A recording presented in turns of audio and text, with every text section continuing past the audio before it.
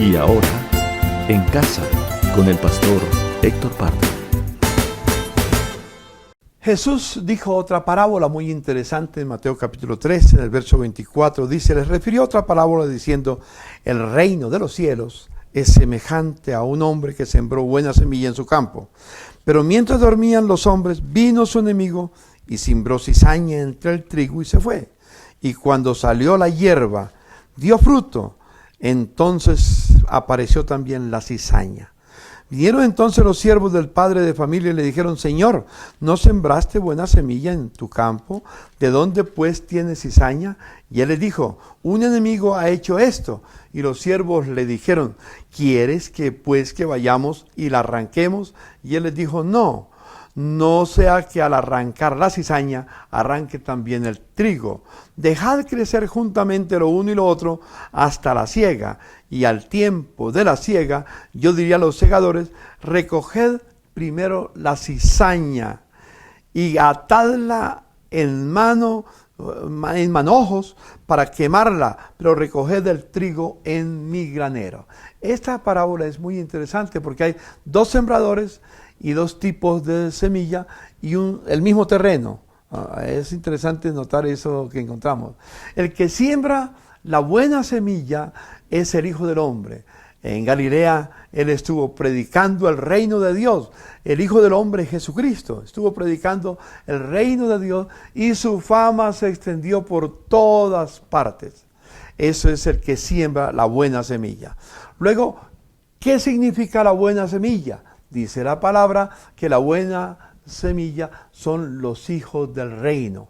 Aquellos que le han abierto el corazón a Jesús, se han entregado completamente y viven solamente para adorar, para amar, para bendecir, para hacer la voluntad de Dios.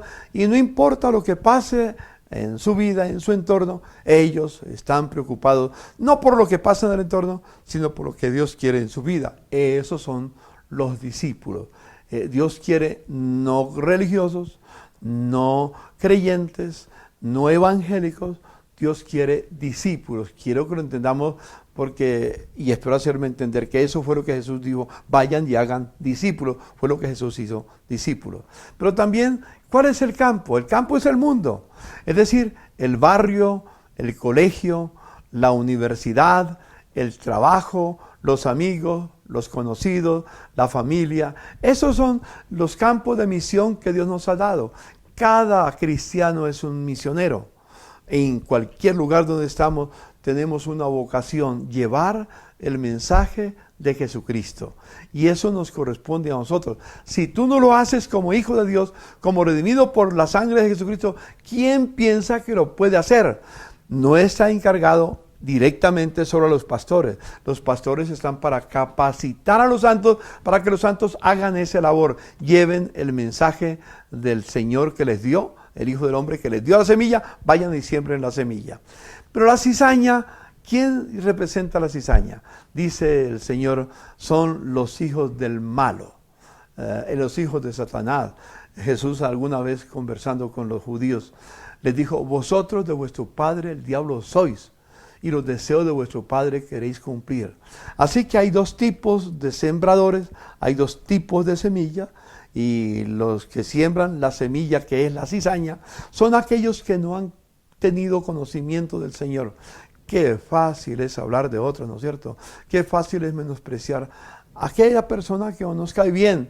Por alguna circunstancia hacemos esa transferencia de lo que hay en nuestra vida y vemos al otro como esa persona que tal vez en el pasado nos hizo un daño y no lo perdonamos y traemos al presente con la imagen de la persona que está a nuestro lado. Así que la cizaña son los hijos del diablo, los que no se han convertido a Cristo, es decir, los que no son discípulos del Señor.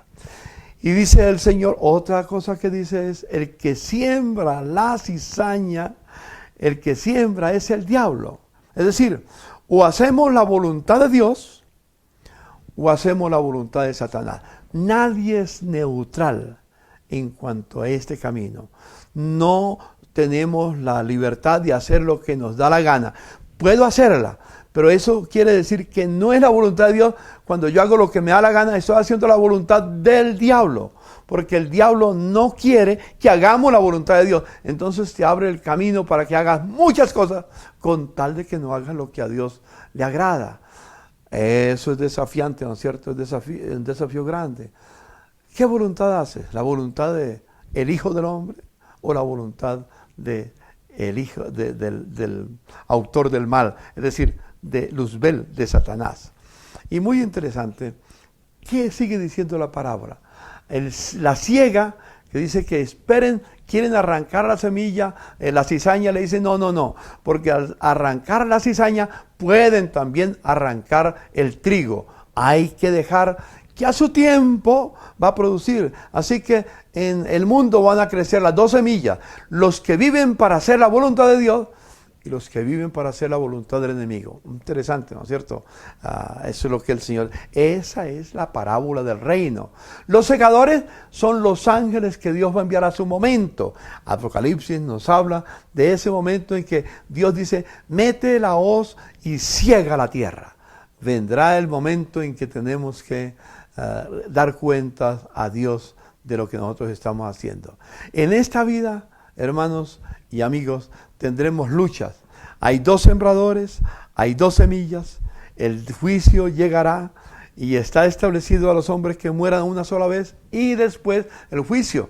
En Apocalipsis capítulo 20, versículo 11, si quiere después puede leer ese pasaje. Del verso 11 al 15 del capítulo 20 de Apocalipsis, dice que los libros fueron abiertos, apareció el trono blanco y los libros fueron abiertos y fue abierto el libro de las obras.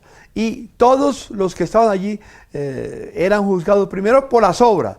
Y ninguno tenía su nombre escrito en el libro de la vida. Es que uno tiene que elegir o las obras o la gracia de Dios.